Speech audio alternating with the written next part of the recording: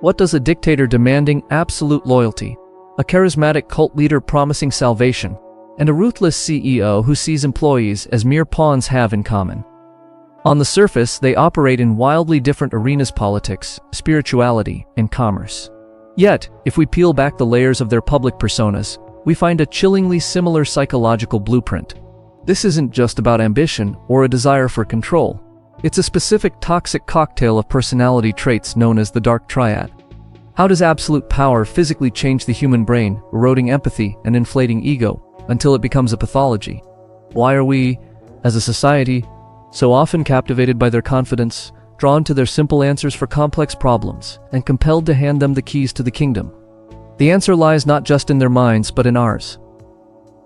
It's a story of manipulation, neurological corruption, and the ancient, primal instincts that make us vulnerable to the siren song of the powerful narcissist.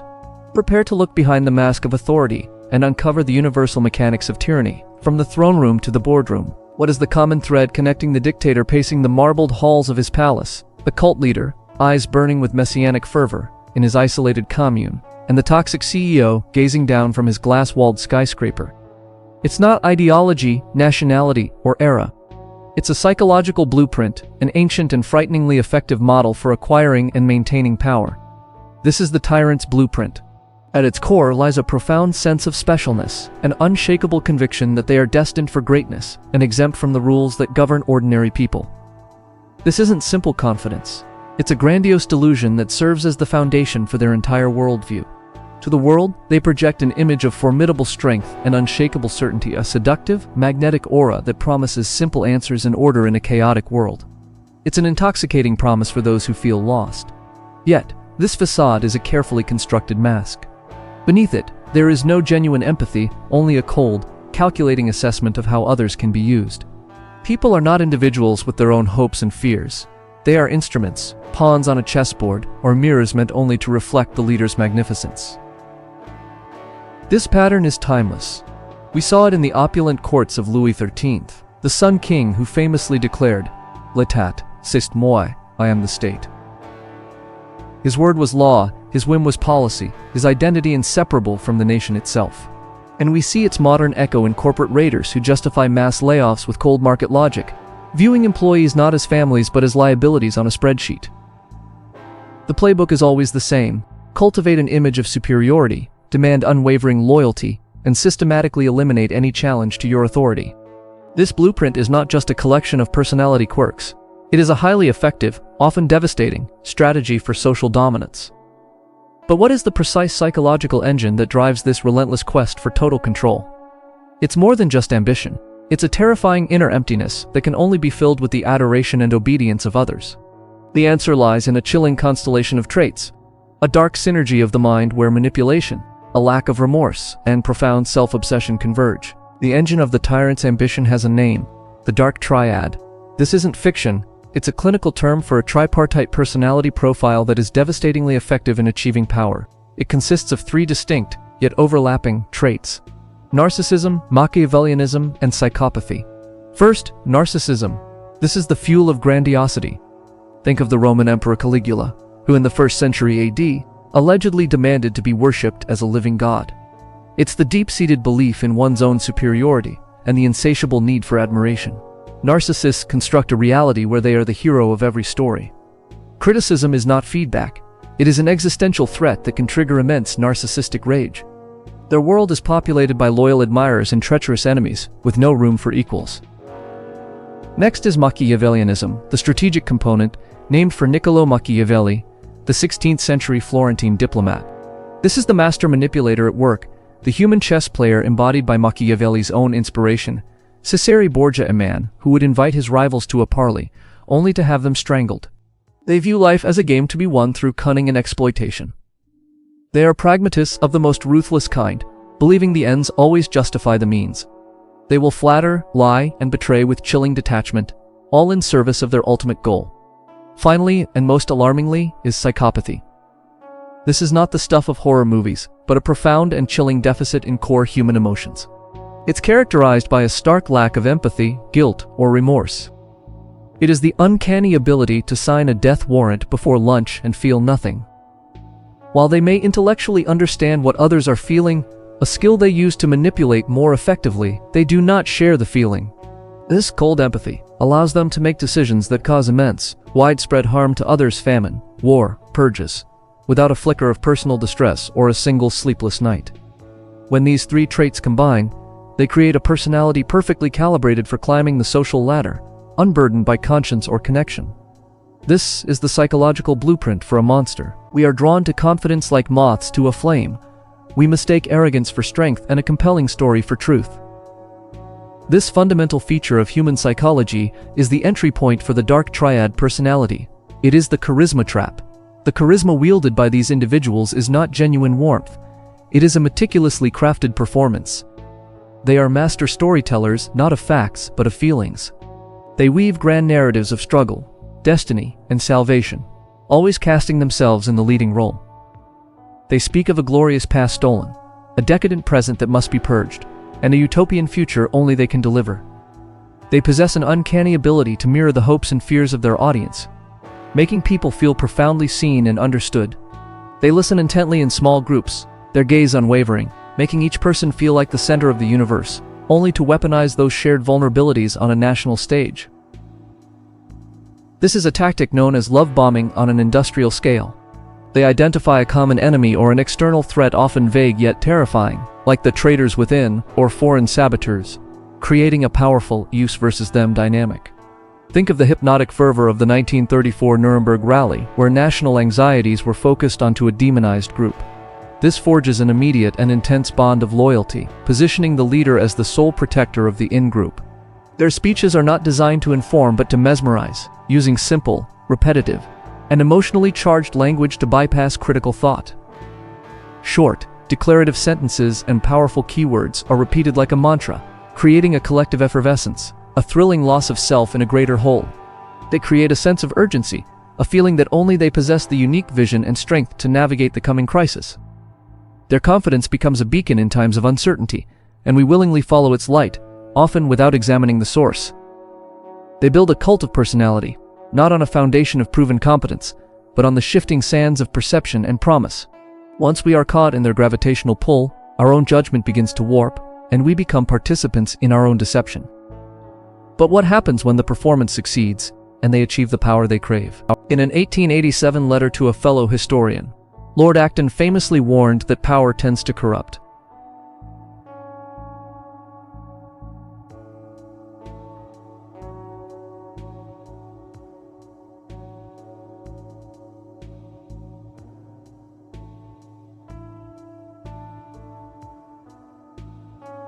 Gaining significant authority over others can physically alter the brain's structure and function.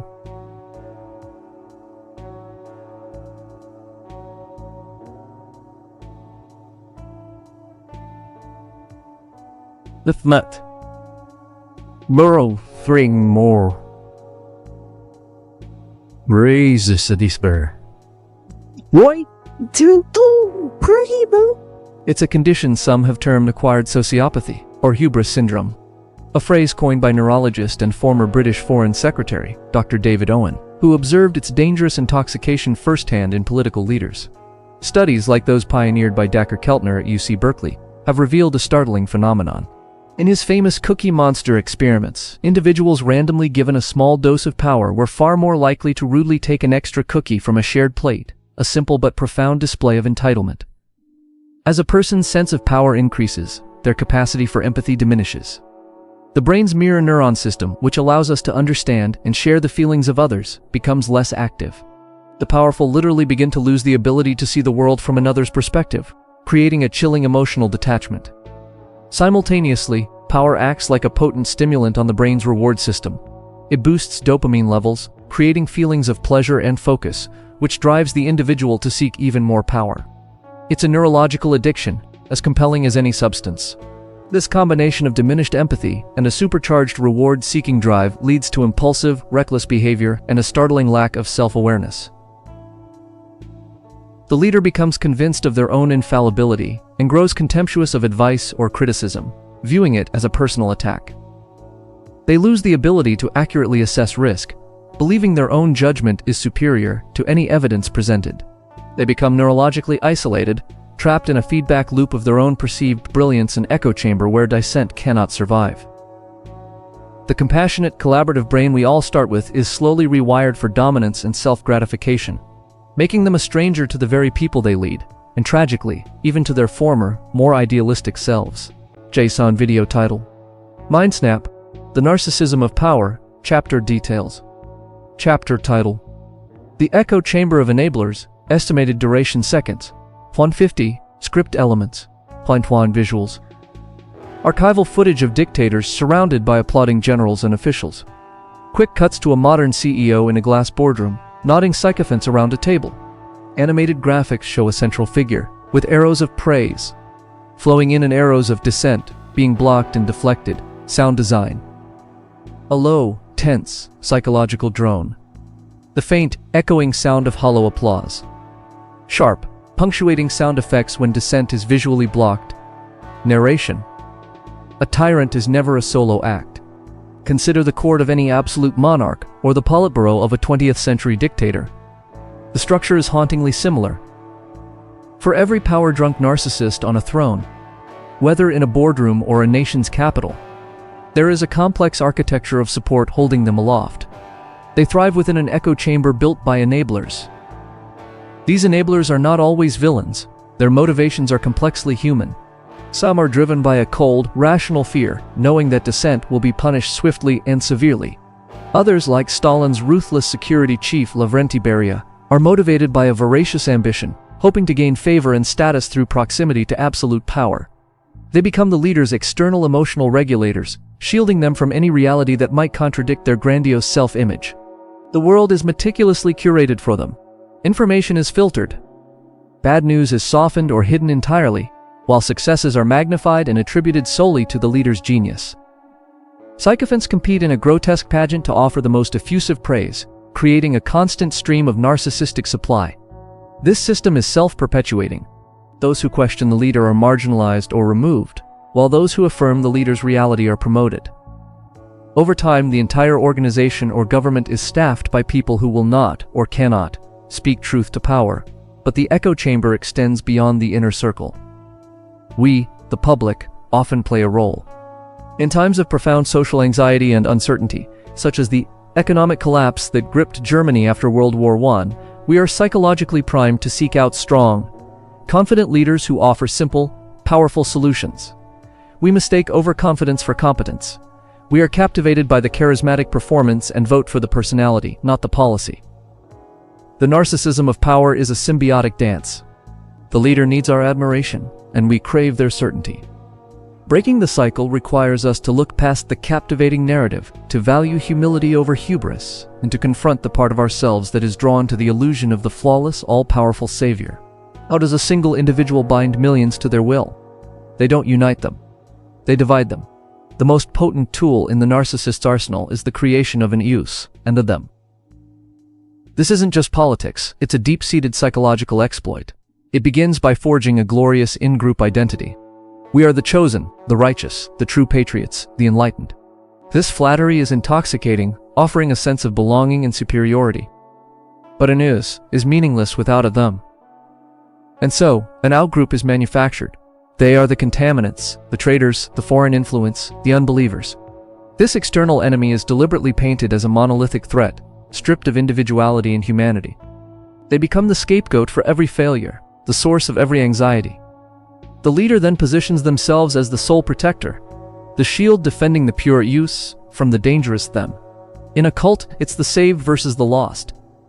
In a toxic company, it's the loyal A-team versus the incompetent competitors and internal dissenters.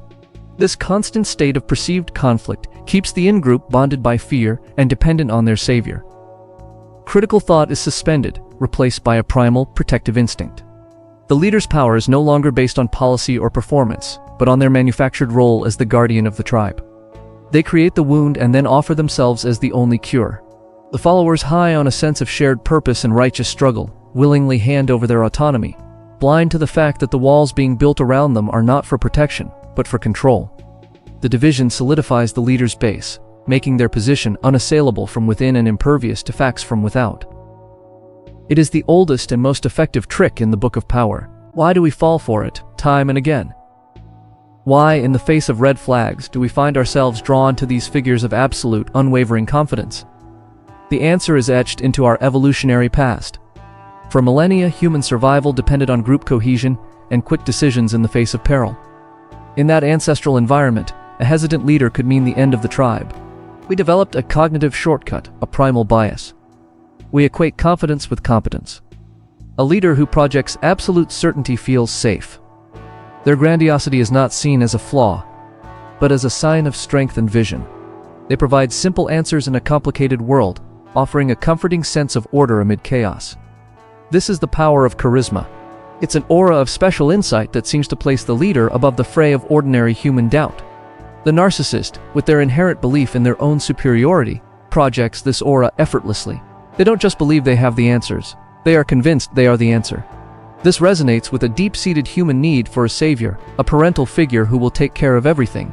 In a world of overwhelming choice and information, deferring to a dominant personality who tells it like it is relieves us of the cognitive burden of complex analysis. We are biologically predisposed to follow the alpha. We are drawn to the peacock's vibrant display, mistaking the performance of power for the substance of it. This isn't a failure of intelligence, but a feature of our brain's ancient operating system. It's a vulnerability that narcissistic leaders have learned to exploit with masterful precision, whether they are on a political stage, in a pulpit, or at the head of a boardroom table. We see their confidence and our primal brain whispers, "This one will keep us safe." The psychology of absolute power is not confined to history books or distant dictatorships. It thrives today, often disguised in a business suit and armed with a quarterly report. The modern toxic corporation can be a faithful echo of a narcissistic monarch's court. The CEO becomes the king, their vision the divine right. The boardroom is their throne room, and the employees are their subjects. In this environment, the Dark Triad traits find fertile ground. A culture of fear replaces a culture of innovation. Loyalty to the leader, not performance or merit, becomes the primary metric for advancement. Those who question, challenge, or offer dissenting opinions are branded as heretics, not team players, and are systematically sidelined or purged. In their place, a court of sycophants rises individuals rewarded for their flattery and obedience rather than their competence.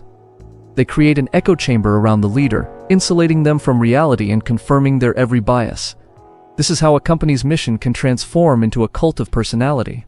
The leader's personal anecdotes become company lore, their preferences become policy, and their moods dictate the emotional weather of the entire organization. Successes are attributed solely to their singular genius, reinforcing their grandiosity. Failures, on the other hand, are never their fault. They are blamed on market conditions, incompetent subordinates, or disloyal former employees, the corporate scapegoats. The structure is different from a kingdom, lacking literal crowns or armies, but the underlying dynamics are identical. A central figure with an insatiable need for admiration, an intolerance for dissent, and a court structured to protect a fragile ego at the expense of the collective good. The kingdom has simply been rebranded as a corporation. A structure built on the ego of one person is a fortress built on sand. For all their projection of strength, the narcissistic leader is profoundly fragile. Their entire world is sustained by a constant flow of external validation, or narcissistic supply. When that supply is threatened, the entire edifice begins to crumble. The very system they create to protect their ego becomes the instrument of their downfall. By surrounding themselves with yes men and eliminating all forms of constructive criticism, they create a feedback loop of delusion. They are flying blind, with no one in the cockpit brave enough to tell them they are heading towards a mountain. This is when hubris takes over. Believing their own propaganda, they begin to make catastrophic miscalculations. A dictator, convinced of his military genius, launches an ill-conceived invasion. A cult leader, believing his own divine connection, makes a prophecy that spectacularly fails to materialize. A CEO, sure of their infallible market instincts, bets the entire company on a product no one wants. When reality delivers a crushing blow, a military defeat, a failed prophecy, a stock market crash, the narcissist is psychologically incapable of accepting responsibility. This is a narcissistic injury, an unbearable assault on their perfect self-image. Their response is not reflection, but rage. They double down, becoming more paranoid and more volatile. They hunt for traitors and scapegoats with renewed ferocity, accelerating the rot within their own power structure. And the sycophants. Their loyalty was always transactional. As the ship begins to sink, they are the first to grab the lifeboats, abandoning the leader they once praised. The collapse is often swift and total, because the foundation was never one of genuine loyalty or sound principles. It was a house of cards. And the final gust of wind was the leader's own untouchable ego. How do we build a world less susceptible to the narcissism of power? The answer is not to search for perfect leaders, but to build resilient systems. The most effective antidote to unchecked ego is a robust framework of checks and balances. An independent judiciary that holds everyone to the same standard. A free and inquisitive press that questions authority. Corporate boards with genuine oversight power. Term limits that ensure no single individual can accumulate absolute control. These are not bureaucratic obstacles. They are the essential guardrails of a healthy society. On a personal and cultural level, the work is even more profound. It begins with fostering critical thinking. We must teach ourselves and our children to be comfortable with complexity, to question simplistic narratives, and to be deeply skeptical of anyone offering easy answers or a single enemy to blame. The second key is cultivating empathy. Narcissism thrives in an empathy vacuum. By making an effort to understand perspectives different from our own, we build a cognitive immunity to the us versus them rhetoric that these leaders depend on. Finally, we must fundamentally redefine our concept of strength in leadership. We need to move away from celebrating dominance and swagger, and instead champion qualities like humility, collaboration, and service. True strength is not the power to command, but the ability to empower. It is found in the leader who asks questions instead of only giving answers, who elevates their team instead of themselves, and who admits when they are wrong. Breaking the cycle is not a single act but a continuous practice. It requires constant vigilance and a collective commitment to build our institutions, our companies, and our own minds into fortresses that no single ego, no matter how grand, can ever conquer.